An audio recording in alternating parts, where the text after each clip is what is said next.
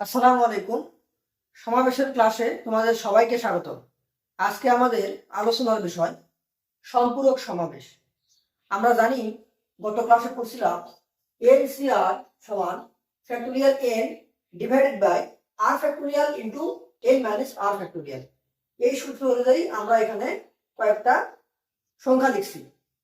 4c1 factorial 4 divided by 1 factorial into 4 minus 1 factorial. আমরা এই formula use করে এটা লিখছি। তো 4c1 এর মান আসবে 4, 4c3 এটার মান আসবে 4, 5c2 এটার মান আসবে 10, 5c3 এটার মানও আসবে 10। অনুরূপ ভাবে 3c1 এর মানও 3, 3c2 এটার মান 3। তো আমরা এখান থেকে কি দেখতে পেলাম? আমরা দেখতে পেলাম যে 4c1 সমান 4c3, এই দুটার মান সমান, দুটার মানই 4।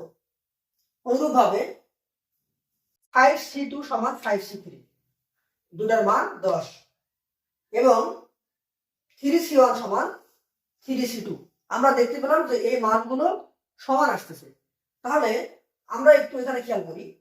আমরা তো দেখলাম যে 4c1 সমান 4c3, তাহলে 4c1 কে আমি লিখতে পারি যে 4c 4 মাইনাস 1, 4 মাইনাস 1 করলে 3 আসবে। অনুরূপ ভাবে 5c2 সমান 5c3, আমি লিখতে পারি যে 5c2 সমান 5c 5 মাইনাস 2, এটার মান 3, 5 মাইনাস 2 করলে এখানে 3 আসবে।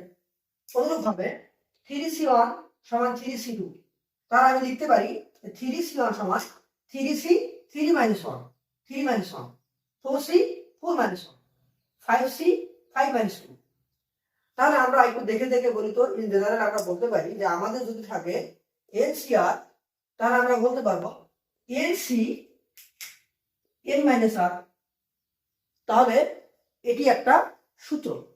আমরা এই সূত্রের গাণিতিক প্রমাণটা একটু খেয়াল করি।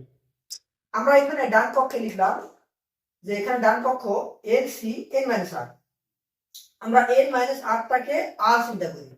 তাহলে আমি বলতে পারি যে NCR যদি হয় তাহলে আমাদের এই ফর্মুলা অনুযায়ী আমরা লিখতে পারি factorial n divided by r factorial into n minus r factorial.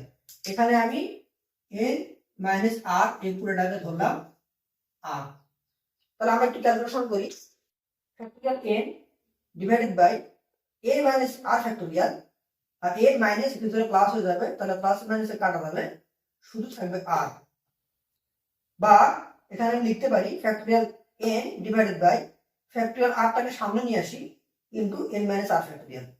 একটু খেয়াল করো, এই জিনিসটা কিন্তু আমাদের এখানে ডান পক্ষে লেখা আছে যে factorial n divided by r factorial into n minus r factorial, আর আমরা এটাকেই বলতেছি NCR।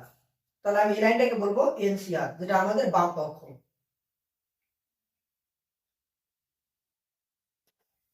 তাহলে আমরা প্রমাণ করে ফেললাম যে আমাদের বাম পক্ষ সমান ডান পক্ষ। ধন্যবাদ সবাইকে।